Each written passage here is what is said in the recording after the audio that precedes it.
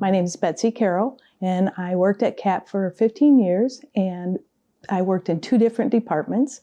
I worked for community and economic development for about 6.5 years, and we helped nonprofits build sustainability and capacity. And then when that program ended, I moved into the volunteer program, and I worked with groups and individuals and long-term volunteers who stayed for a year, short-term volunteers. I worked with the VISTA program and the AmeriCorps program. We moved here in '88, and I started hearing about them in the early '90s. But I worked at Big Sandy Area Development District for a while and met a woman named Marilyn Payson.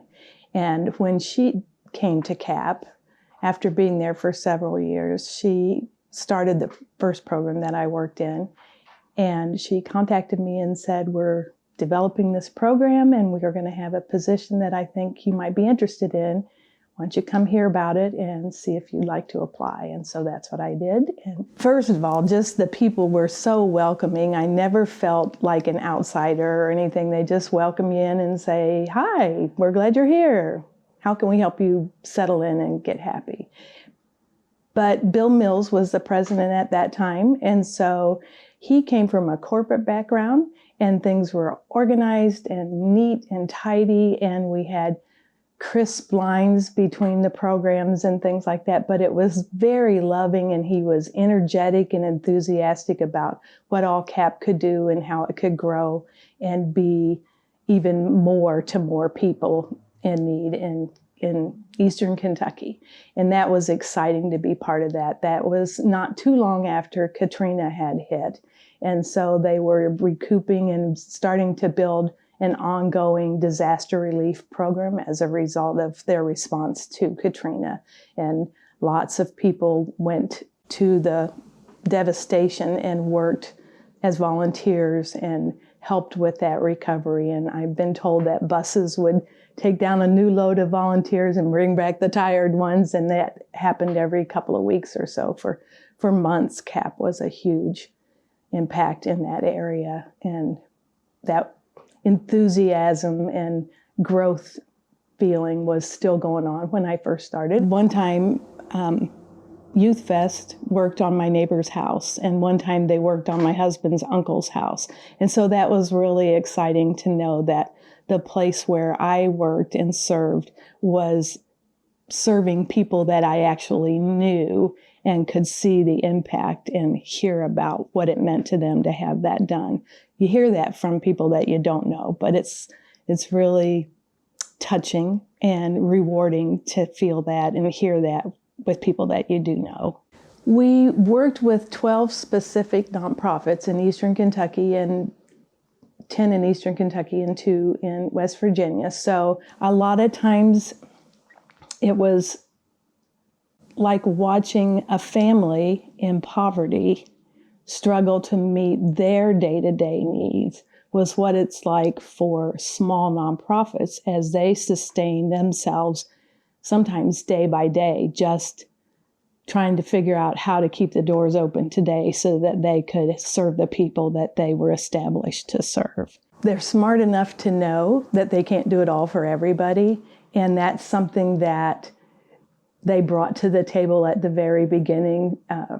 Father Biding just knew that he couldn't be all things to all people, but he knew he could be something to some people, and that was his goal. And then as he expanded his programs, he started training people to understand that if we do what we do really well and not overburden ourselves with spreading ourselves too thin, that old saying, a mile wide and an inch thick, doesn't really work when you're trying to serve people. So they recognize that sustaining other nonprofits or supporting them or sharing our information or making referrals back and forth with our programs was a way for all of us to spread our limited resources in the best way to the most people.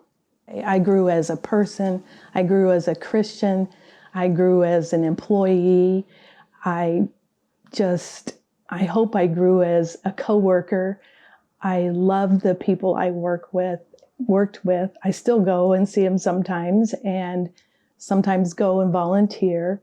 Chapel in the morning was just such a great way to start the day. And you learn about your coworkers and their cares and concerns, and you're praying for them. And then you share yours, and they're praying for you. And that builds that family feeling in CAP that you don't always feel in other organizations. I loved that we had potlucks and we gathered in the kitchen and had our lunches together, or that we walked at our lunch break or on our 30-minute exercise break, and one of us would go or 10 of us would go, and we'd get out and walk around the neighborhood and just exercise and talk and be friends.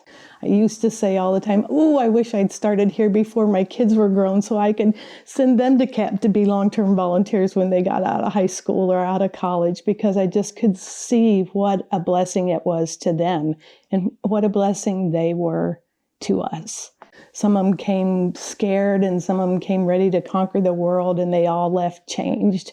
And that was so exciting. I used to tell them, before I worked with them on a day-to-day basis, I'd say, "Now listen, I don't work with you and I don't live with you, so I will love you the whole time you're here. So if you need somebody to hug you, just come on in here and I'll give you a hug." And it was a blessing for me to get to watch the young people and the middle-aged people and the old people come through CAP as volunteers to serve and give of themselves, and to be open to growing and learning new things and meeting new people. Because when you deal with indirect service, like I have my entire work life, you don't always get that rewarding feeling of saying, "That's the last nail, it's done." You get all the warm fuzzies that come from being with people and knowing you're doing good work. Taking Thanksgiving dinners out to the senior participants really makes you understand how blessed you are when you drive up to a building that looks like it's a fallen down barn and you know somebody's living there, and that we're the best thing they've seen in a while. And it's a turkey dinner from Bob Evans or from some place else that has just given you the privilege of being able to help somebody in just that one small way. It was such a delight to get to do that. Working, visiting people who were having flood repairs done, when we got to go and visit the crews while they were working on the damage, that the flood in Martin, Kentucky. To look at that house and see that water had been almost up to the roof and people had escaped with their lives across a ditch on a plank right at the very last minute, just is awe-inspiring to know that God can work in such a way that those people were able to get out safely, but also then give us the opportunity to help them get back into their home and have some sense of security again, and to just know that they're not on their own. And CAP brings that to a lot of people, just that gift of saying, "You're not in this by yourself. We're here to help if we can, and if we can't help you, we know some people who might be able to, and we'll get you connected with them." And just seeing what it was doing for me to build my faith and my opportunities, it was growing my capacity. I was learning capacity building and sustainability through the responsibilities and the opportunities that CAP gave me. And I just wanted to keep sharing that with other people. I started out working at bringing groups in to volunteer. We have groups come in into Cumberland Valley and Sandy Valley, and they come and stay for a week at a time and do home repair projects, either in family housing or elderly housing. My job was to make sure they got on the schedule, that they got contacted, that we got their paperwork. Paperwork, yes, we were still mailing things back and forth to each other, but also to try to recruit new groups to come in and serve with us so that we were expanding our capacity to help reduce the list of homes on the waiting list in the home repair programs. And I did that for several years, and then I ran the VISTA program for just about 10 years for CAP. And then when Vista decided that it was time for them to share their gifts and resources with new organizations, they put me working with AmeriCorps, and I did that for a while. Not the heavy-duty stuff that Amy Schill does, but the day-to-day, you need to get your timesheets in, you need to be doing your paperwork and doing these kinds of things and that kind of things. And I got to know the volunteers in that regard too. And then lastly, I worked with groups again from the Foley Center. My husband had a stroke in January of 2019. And so that's closer to my home than the CAP office is. So they let me work from the Foley Center so that I was closer to home once he was recuperating and could be home and things.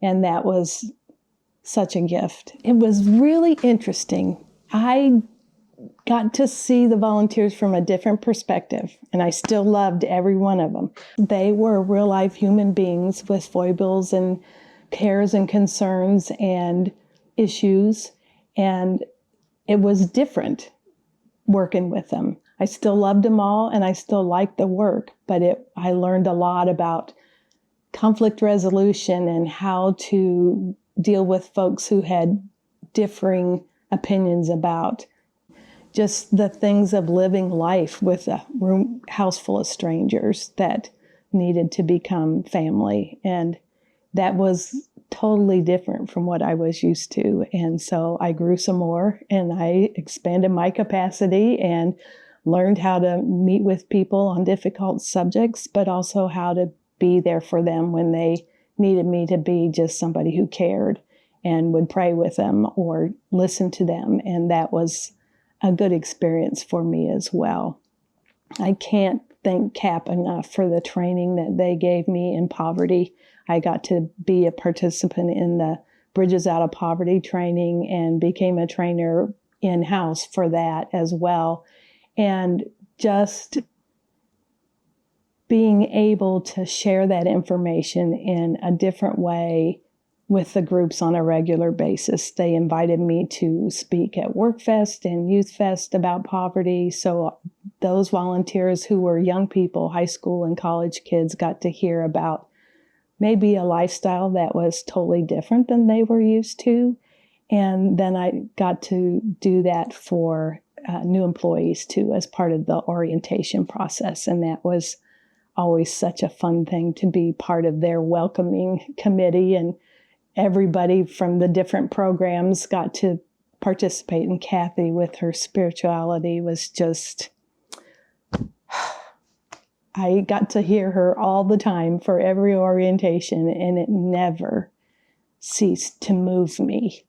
Gloria, wonderful woman, used to go to chapel with her because we were in the same building. She's such a wonderful woman and such a woman of faith and strength. And we got to work with the remote medical opportunities that came through our region here a couple of years. And that was exciting to be a part of that, but also to work with her and see her be so calm with people who had some fairly critical medical needs. And she was able to deal with that and help me be calm. And it was great working with her. Anita, who has been at CAP forever. Kathy, of course, loved working with her. Harold, Becky Neuenswander, Marilyn, Danny and Rodney, Charlie, who worked with vehicle maintenance when I first started. He gave me my first driving test, and everybody said, "Oh, he's so scary." And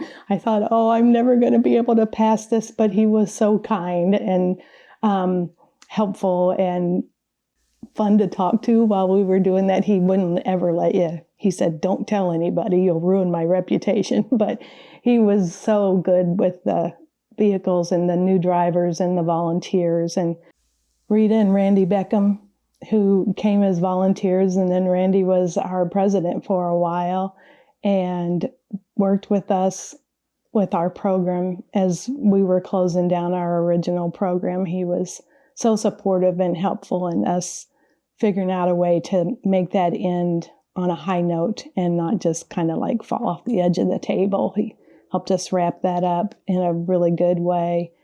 I loved working with our first program. We had women that would come, and men, from nonprofits in West Virginia. And we had conference every year at Pipestem National Park in West Virginia. Beautiful park. And we would bring a tractor trailer full of Operation sharing goods.